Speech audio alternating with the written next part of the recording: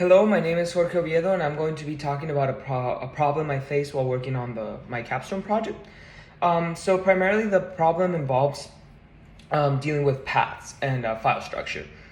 So one of our main issues is that once we process a file, we need to save it as an output somewhere.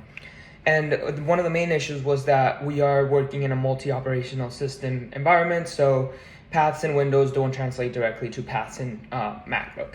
So that was one of our issues. And then one of the other issues is not only that paths don't transfer, is that Windows uses double backslashes in some occasions, but not double backslashes in others. So it would mess up it would break if the file ended in a backslash. Like if the path ended in a backslash, sorry.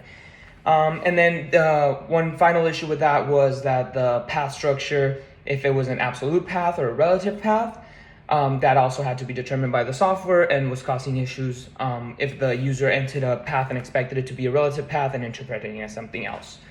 So the solution that we came up with was basically testing it on multiple operating systems.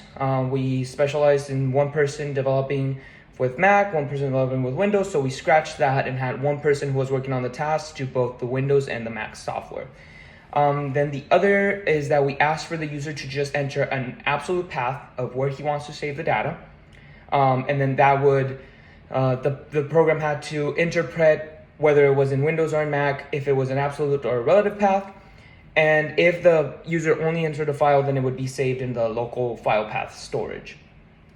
So as for the results, they were pretty, I would say, great.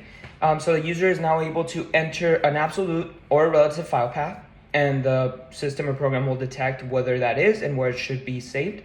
The user can generate files wherever he pleases in his computer, and then it now works perfectly in Windows and Mac OS, since we found a software in Python or a library in Python that can detect what operating system you're using, and so determine if it should go with the Windows type file structure or with the Python type file structure.